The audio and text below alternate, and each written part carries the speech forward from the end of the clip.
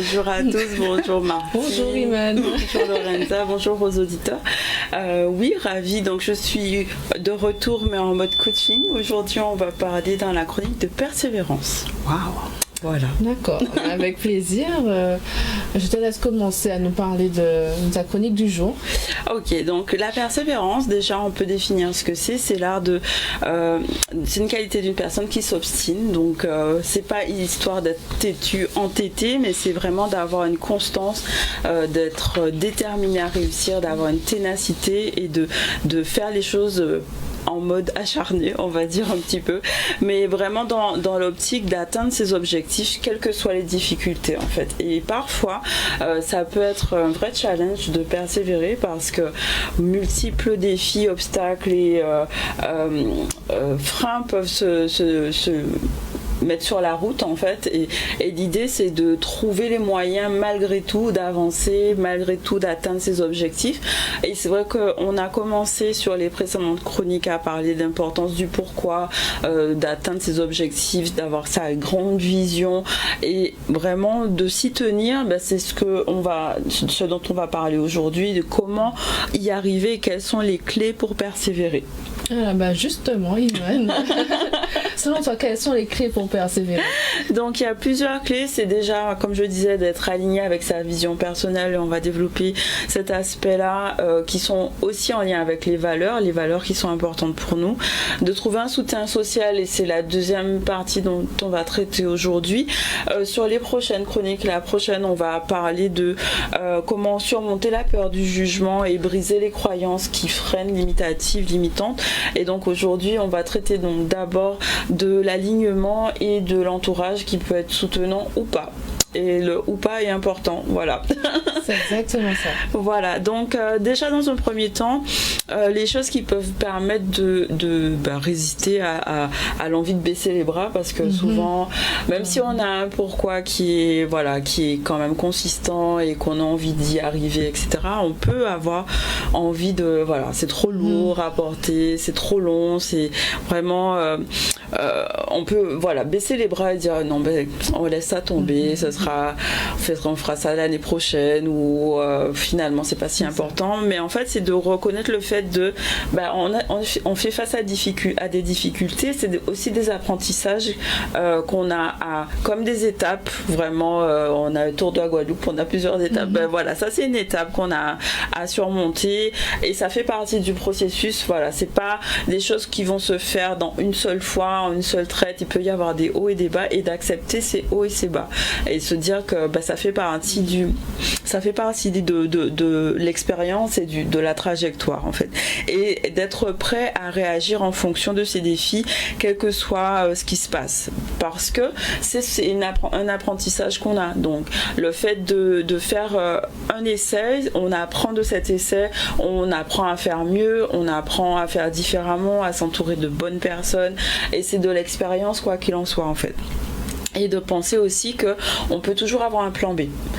Réfléchir à son plan B avant, c'est important, parce que on sait que de toute façon il y aura des obstacles. Alors c'est de les prévoir et d'anticiper qu'est-ce qui peut subvenir. Donc quel que soit, mais souvent en tout cas, avoir un éventail assez large des obstacles qui pourraient se présenter, et d'avoir des stratégies en fonction, prêt à l'emploi on va dire. Après on s'adapte en fonction du contexte, en fonction des personnes, mais c'est toujours intéressant de savoir un peu tout ce qui pourrait y arriver.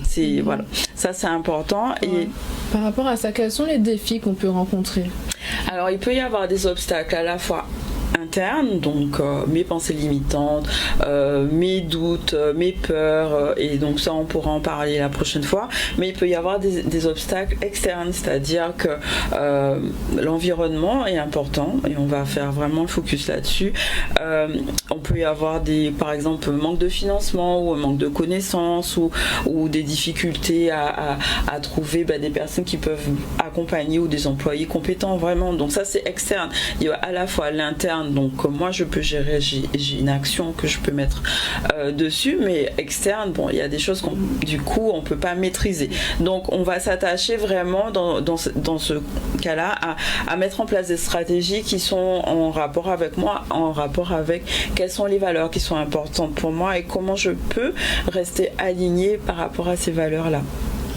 Donc ce sera déjà une première étape, c'est un peu comme une boussole. On va dire, cette boussole, cette clarté que j'aurai va me permettre d'être cohérente dans tout ce que je fais, d'être résiliente parce que je sais que voilà, ça peut arriver, mais je suis quand même motivée suffisamment parce que je suis droite dans mes bottes, je suis droite par rapport à qui je suis, à mes valeurs, et je me connais suffisamment pour me dire que voilà, j'avance d'une certaine façon et pas d'une autre parce que c'est comme ça que je veux le faire, vraiment. C'est ça. Mais est-ce que tu as des conseils pour pouvoir cultiver l'alignement? Oui, tout à fait. Encore d'autres conseils pour le coup? Ouais, du coup, en fait, c'est travailler vraiment sur ces non négociables dans la vie. Ça, c'est important. Les non négociables, c'est les choses sur lesquelles je ne fais pas d'impair. Je dis c'est comme ça et pas autrement. Donc, il y a un cadre comme ça que je m'oblige à avoir pour moi. Et du coup, ça fait que les autres vont réagir par rapport à ce cadre-là. C'est parce que j'ai des limites et un cadre bien défini que aussi je peux donner un sens à mes actions, mais aussi parce que mon environnement va réagir en fonction de ça. On sait que il faut pas faire ça avec elle, par exemple. On est d'accord. Voilà, il y a des choses, je joue pas là-dessus, c'est non négociable. C'est vraiment, c'est carré. On sait que cette personne-là, elle est comme ça. Si tu vas à droite, tu pas dedans, quoi. Donc ça, c'est important d'avoir vraiment ce cadre-là. Ensuite, de s'évaluer continuellement, parce que c'est vrai que nos priorités peuvent évoluer. C'est pas parce que j'ai mon grand but d'être, je sais pas, chef d'entreprise, mais la priorité actuelle, c'est de me former, peut-être avant de créer mon entreprise.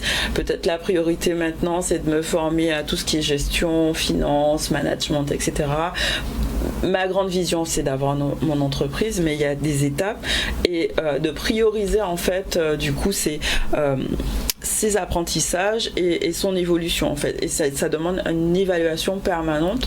Donc on arrive à la fin de l'année, c'est l'occasion justement de se dire qu'est-ce que j'ai réalisé cette année, est-ce que c'était en accord avec ce que je voulais par rapport à ma vision, est-ce que j'ai avancé, qu'est-ce qui me reste à faire. Vraiment, c'est d'avoir des vrais questionnements et une vraie réflexion à avoir à la fois par écrit, mais en tout cas mental, ça c'est indiscutable. Il ne faut pas se laisser emporter par le confort ou l'ennui. Voilà, vraiment. C'est important de persévérer. Et de bien s'entourer, parce que l'entourage aussi a une influence. Ça a une influence sur le mental, sur la motivation, sur les choix qu'on va faire, sur les perspectives aussi, parce que si tu es dans un environnement qui te dit tu vas pas y arriver, en fait tu vas pas y arriver. Ça, c'est clair que il te bloque, en fait il te limite dans ta façon de penser. Donc c'est important de bien s'entourer. Et la question, l'une des choses que je vais proposer du coup aux gens, c'est un petit exercice qui permettra de voir quel est l'entourage qu'on a. Parce qu'on est la somme des 5 personnes qu'on fréquente le plus. D'accord. Oui. Intéressant. On vient à l'image de ces personnes-là avec lesquelles on passe le plus de temps, et donc c'est pour ça que c'est important de choisir les personnes avec qui on passe du temps. Donc dans un premier temps, on pourra faire la liste des personnes avec qui on est et déterminer est-ce qu'elles représentent un avantage ou un obstacle à mon évolution. L'idée, c'est pas de couper les ponts, mais c'est de passer moins de temps avec les gens qui desservent en fait ma vision. Donc de faire la liste, voilà, il peut y avoir X nombre de personnes et de se dire qu'est-ce que j'apprends de cette liste-là. Ok, donc j'apprends que peut-être certains membres de ma famille ils sont peut-être pas hyper aidants, donc je décide de pas rester trop longtemps avec eux. Ça veut pas dire que je les aime pas, je les aime de tout mon cœur, je passe des bons moments de qualité avec eux, mais il y a des choses que je vais pas partager forcément avec eux. L'important, c'est de ne pas se laisser influencer. Exactement, pas se laisser influencer. Et dans le sens contraire, c'est de peut-être réfléchir aux personnes du coup qui peuvent m'apporter et comment elles peuvent m'apporter. C'est-à-dire que je vais peut-être pouvoir passer plus de temps et trouver des leçons à tirer de leur expertise, de la façon dont ils fonctionnent, dans la façon dont ils travaillent, comment ils ont réussi à accomplir leurs objectifs et trouver un moyen de se rapprocher de ces gens-là, pour qu'ils deviennent comme des mentors, de façon à modéliser en fait leur façon de faire. Et de se dire que c'est un vrai engagement aussi que j'ai de persévérer, parce que c'est ma vie et ce sont mes choix qui vont aussi déterminer la façon dont je vais réussir. Donc on peut avoir un mantra comme j'ai la ferme intention de réussir en dépit des obstacles qui pourront et qui seront sur ma route, parce que j'ai une dernière citation qui dit: l'ambition est le chemin du succès et la persévérance est le véhicule dans lequel on peut y arriver. Donc c'est bien d'avoir de l'ambition, c'est ok.